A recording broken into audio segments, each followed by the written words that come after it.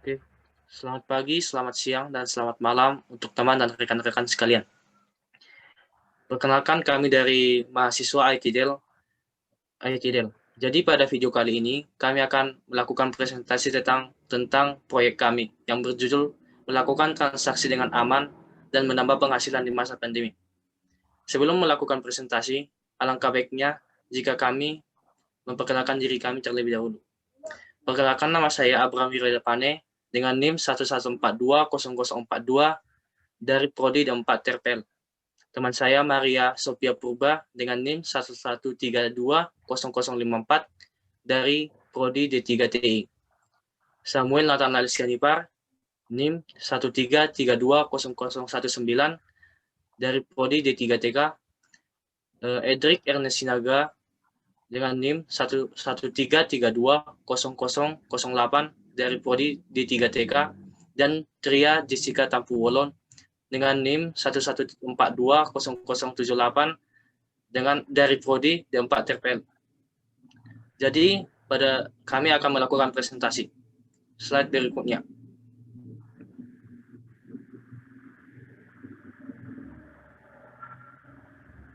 Oke. Pada rencana pembuatan aplikasi, ada beberapa gagasan yang melatar belakangi niat kami dalam menciptakan aplikasi BRM yang akan kami buat nantinya.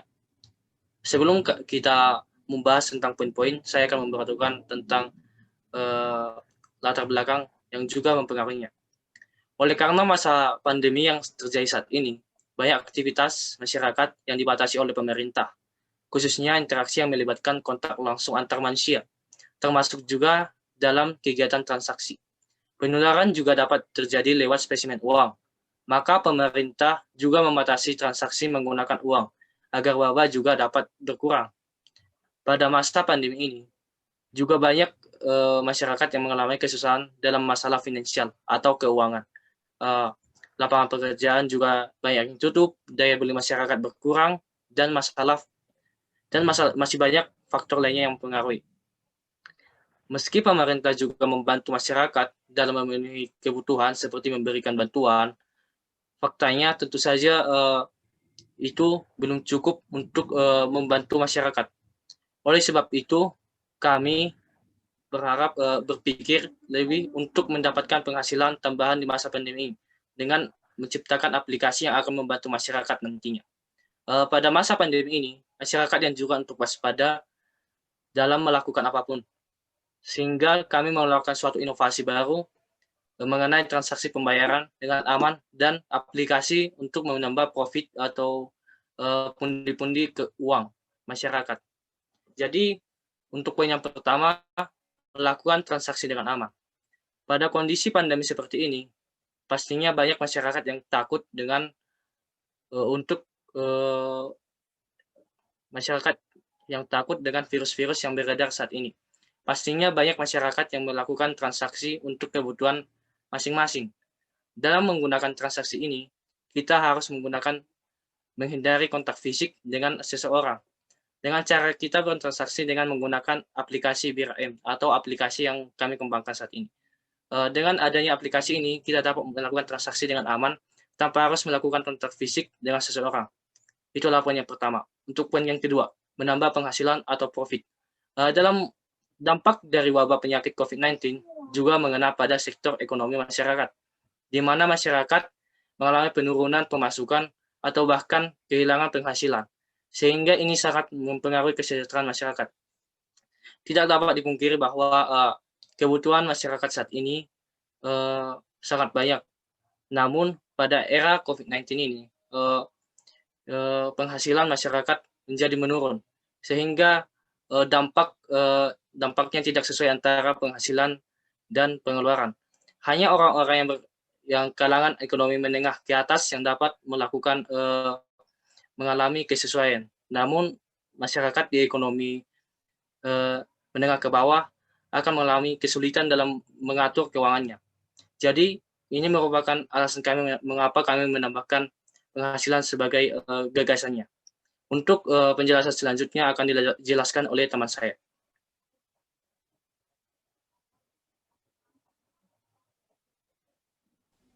Yang selanjutnya permasalahan.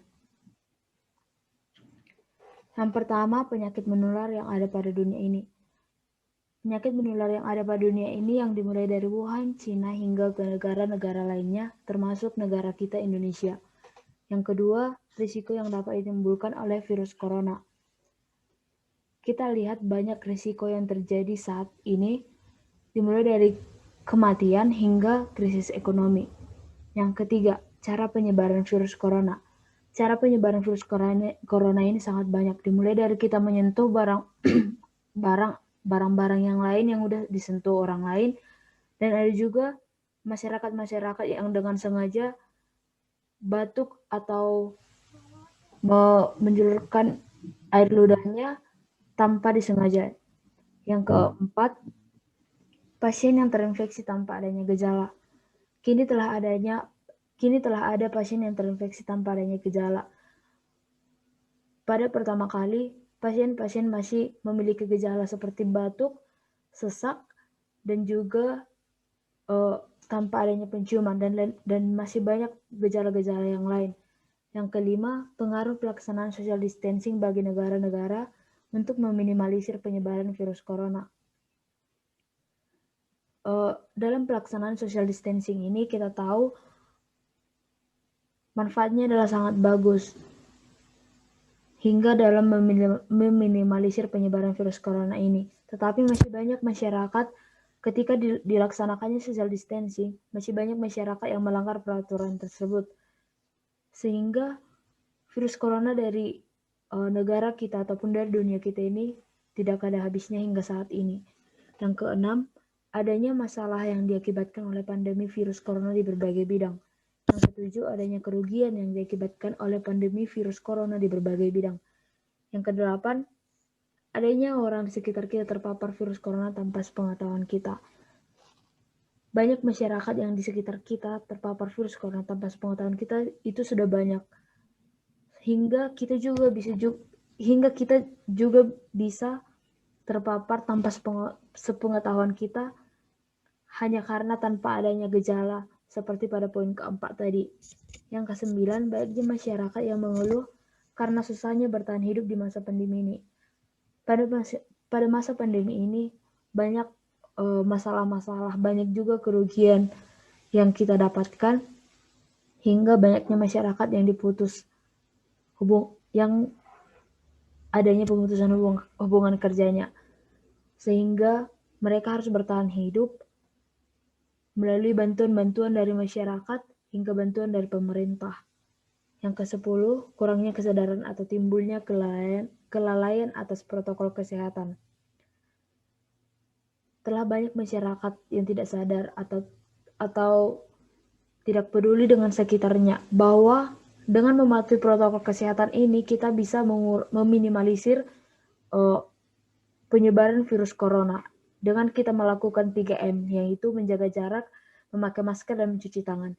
Yang ke-11, kurangnya penghasilan karena adanya pemutusan hubungan kerja. Telah banyak masyarakat di Indonesia yang telah pemutusan hubungan kerja, di mana mereka harus bertahan hidup dengan melakukan usaha-usaha kecil. Itu pun apabila mereka memiliki modal yang cukup. Dan ketika mereka tidak memiliki modal yang cukup, maka mereka harus menunggu bantuan-bantuan dari orang lain ataupun dari pemerintah. Yang nomor 12, penyebaran virus terutama pada barang yang sering disentuh masyarakat, yaitu uang. Uang adalah salah satu barang yang sering disentuh, yang berpindah-pindah ke tangan orang, yang bisa menjadi sarang bakteri ataupun virus. Sehingga apabila kita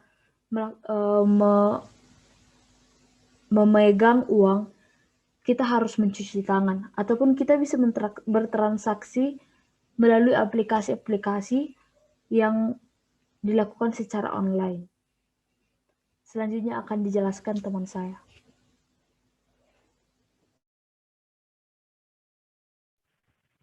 Saya akan melanjutkan presentasinya, yaitu solusi permasalahan. Pada masalah ini, kita perlu digitalisasi proses transaksi agar wabah virus juga dapat teratasi. Menurut WHO, ketika kita bertransaksi menggunakan uang kertas, bisa menularkan COVID-19 ini. Karena uang tunai sering berpindah tangan, dan pada uang kertas tersebut bisa menjadi sarang bakteri dan virus. Namun, WHO mengklarifikasi bahwa hal ini bukan untuk menyarankan orang untuk menghentikan pemakaian uang kertas. Solusi permasalahan dari COVID agar transaksi aman lagi bisa menggunakan aplikasi yang dapat membantu transaksi kita. Misal seperti mobile banking, SMS banking, internet banking, dan sebagainya. Jika melakukan transaksi ke bank, jangan lupa memakai masker, tetap sediakan hand sanitizer. Ketika di bank, tetap menjaga jarak, jangan terlalu dekat dengan orang yang baru dikenal, terutama berkontak fisik. Ketika sudah selesai melakukan transaksi, segeralah mencuci tangan dengan air yang berjalan dan gunakan sabun ketika mencuci tangan.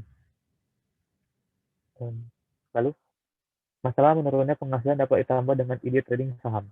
BI mencatat nominal transaksi uang elektronik pada April 2020 mencapai 17,6 triliun rupiah, melonjak 64,5% dibanding periode sama tahun lalu.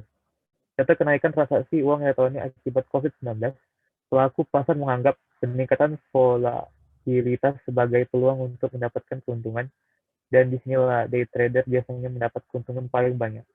Chief Digital Officer PT Monex Investindo Futures, Amit Kurbani mengakui, selama COVID-19, jumlah nasabah Monex mengalami peningkatan. Bahkan dalam kondisi ini, para trader misalnya Forex justru meraih keuntungan terbesar di tahun ini. Pandemi menarik banyak nasabah retail baru namun dengan modal yang lebih kecil. Adapun saat ini 65% nasabah Monex berasal dari kalangan milenial. Trading saham dapat menjadi solusi bisnis di masa pandemi COVID-19. Selanjutnya akan dijelaskan oleh teman saya.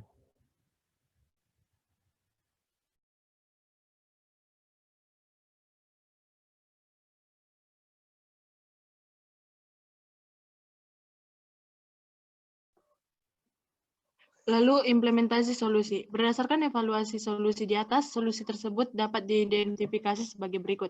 Yang pertama itu adalah penggunaan pembayaran tidak hanya bisa dibayar dengan uang tunai, melainkan juga bisa digunakan dengan uang non tunai.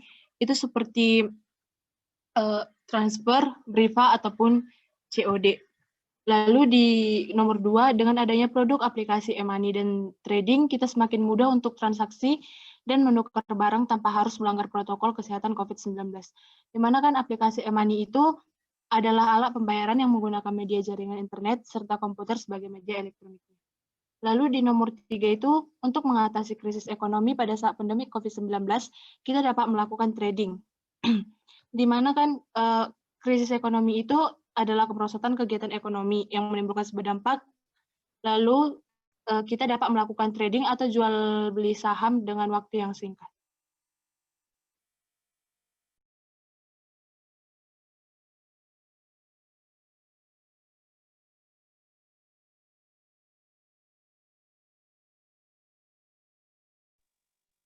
Selanjutnya kesimpulan. Pandemik ini bukan hanya berdampak kepada manusia yang terinfeksi saja, tetapi hampir ke seluruh manusia yang harus tetap waspada dan harus mengikuti protokol kesehatan yang telah dianjurkan oleh pemerintah, sehingga mengganggu berjalannya aktivitas atau rutinitas sehari-hari sebelum pandemik ini terjadi.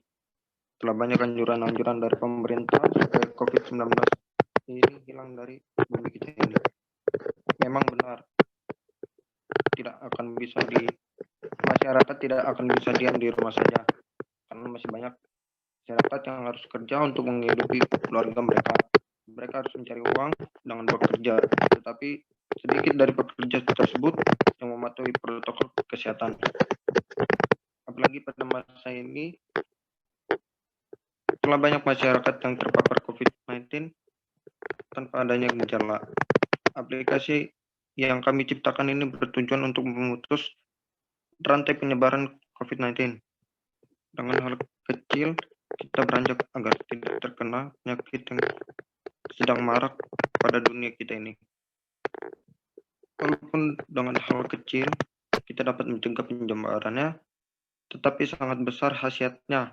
Hal-hal kecil harus kita perhatikan dalam pekerjaan atau apa yang sedang kita laksanakan, seperti dalam hal pembayaran.